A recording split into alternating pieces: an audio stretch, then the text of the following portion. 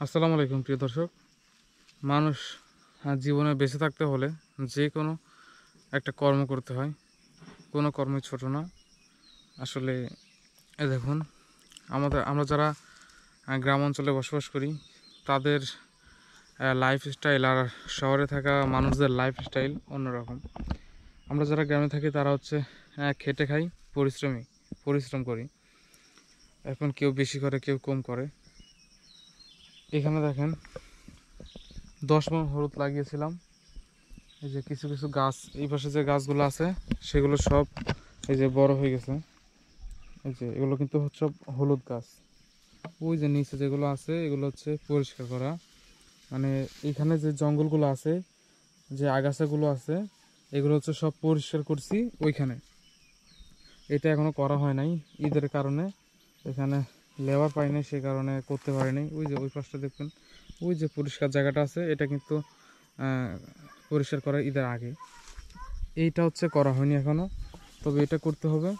2-1 ভিতরে আমরা এই হলুদ গাছের নিচে যে ময়লাগুলো আছে, যে আগাছাগুলো আছে, সেগুলো পরিষ্কার করে দেবো। এগুলো পরিষ্কার না করলে এই হলুদ গাছ বড় হবে না এবং এই হলুদে সার পাবে না।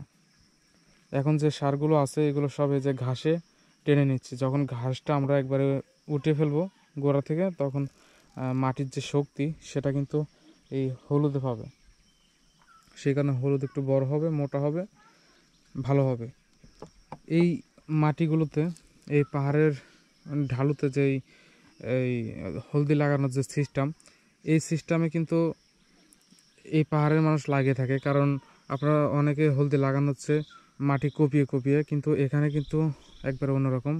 এখানে কিন্তু কপিয়ে যদি, মানে মাটি যদি কোপানো হয়, এই মাটিগুলো সব বৃষ্টির সময় ধুয়ে ওই পুকুরে চলে যাবে, নিচে চলে যাবে, এবং মানে হলুদ সহ চলে যাবে নিচে বর্ষার পানিতে। এখন আমরা এগুলো কোদাল দিয়ে একটা করে কোপ দিয়ে একটা করে এখানে বীজ লাগানো, হলুদের বীজ। এখন দেখেন কত সুন্দর হলুদ গাছ হয়েছে, ওইখানেও দেখেন কত সুন্দর, এখানে দেখেন কত সুন্দর। এই মোটামুটি হলুদের যেই লাগানোর যে পদ্ধতি, পাহাড়ে মূলত এভাবে হলুদ লাগায় সবাই। আর যদি সমতল জায়গা হয়, সমতলের জন্য কুপিয়ে লাগানোটাই হচ্ছে বেটার।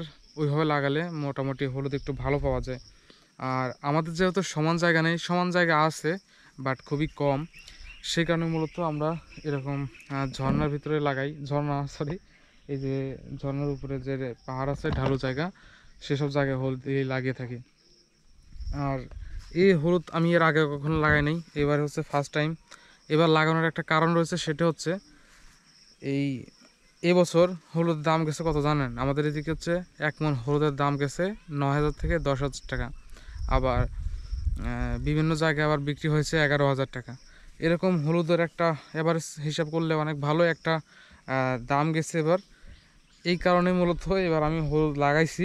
এখন দেখা যাক এই হলুদ যখন উঠাবো, অর্থাৎ সামনের যে সিজন আসবে সেই সিজনে হলুদের দাম কেমন হয়। যদি এরকম এবার যেরকম দাম গেছে এরকম দাম যদি সামনের বারও যায়, তাহলে আল্লাহর রহমতে এইখান থেকে এখানে আমি মোটামুটি 20,000 টাকার হলুদ লাগিয়েছি। এই 20,000 টাকার হলুদ থেকে আমি এখান থেকে 1 লাখ টাকার উপরে হলুদ উঠাবো।